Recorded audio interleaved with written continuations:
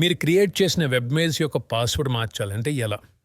ముందుగా మీరు క్రియేట్ చేసిన ఈమెయిల్ అకౌంట్స్ లిస్ట్ ఓపెన్ చేయండి. ఇది ఎలా ఓపెన్ చేయాలంటే, ముందుగా మీరు cPanel ఓపెన్ చేయాలి. అంటే కంట్రోల్ ప్యానెల్ ఓపెన్ చేయాలి. ఈ యొక్క కంట్రోల్ ప్యానెల్ ఓపెన్ చేయాలంటే మీకు 2 వేస్ అయితే ఉన్నాయి. ఒకటి డైరెక్ట్‌గా మీరు sunlighthost.com వెబ్‌సైట్‌కి వచ్చిన తర్వాత క్లయింట్ ఏరియా ఓపెన్ చేయండి. క్లయింట్ ఏరియా మీరు లాగిన్ అవ్వండి. లాగిన్ అయిన తర్వాత మీ యొక్క సర్వీసెస్ అనేది ఓపెన్ చేయండి. ఇక్కడ మీ యొక్క సర్వీస్ ప్లాన్ సెలెక్ట్ చేసుకుని లాగిన్ టు కంట్రోల్ ప్యానెల్ అని కనబడుతుంది. దీన్ని క్లిక్ చేసి ఓపెన్ చేయండి. దీన్ని క్లిక్ చేసి డైరెక్ట్‌గా ఎటువంటి యూజర్ నేమ్ పాస్వర్డ్ ఎంటర్ చేయకుండా మీకు లాగిన్ అవుతుంది. ఇక్కడ మీరు మేనేజ్ క్లిక్ చేస్తే ఓపెన్ అవుతుంది.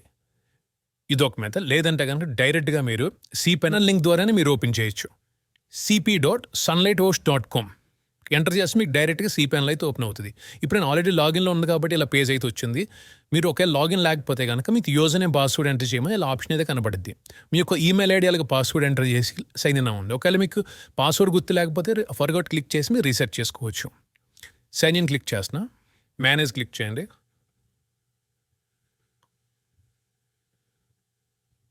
ఇప్పుడు మీ యొక్క ఈమెయిల్ అకౌంట్స్ని మీరు యాక్సెస్ చేయాలంటే కిందకి స్క్రోల్ చేసి ఇక్కడ ఈమెయిల్ అకౌంట్స్ అని కనబడుతుంది. దీన్ని క్లిక్ చేసి ఓపెన్ చేయండి. ఇక్కడ మీరు కిందకి స్క్రోల్ చేసి ఏ వెబ్ మెయిల్ యొక్క పాస్వర్డ్ మీరు మార్చాలనుకుంటున్నారో ఇక్కడ మీరు బాక్స్ అని చూసారా, ఎంటీ బాక్స్. ఇక్కడ మీరు టైప్ చేయండి. నేను ఫర్ ఎగ్జాంపుల్ sample@1 అనే పాస్వర్డ్ అయితే నేను ఇచ్చాను. మీరు టైప్ చేసిన తర్వాత సేవ్ చేయడం మర్చిపోవద్దు. సేవ్ క్లిక్ చేస్తే ఈ యొక్క మీరు ఏదైతే పాస్వర్డ్ ఇచ్చారో సేవ్ అవుతుంది. మీరు ఇచ్చిన పాస్వర్డ్ గుర్తుపెట్టుకోండి, ఎందుకంటే మీకు మెల్లి కనబడదు. కావాలంటే మీరు మార్చుకోవడమే.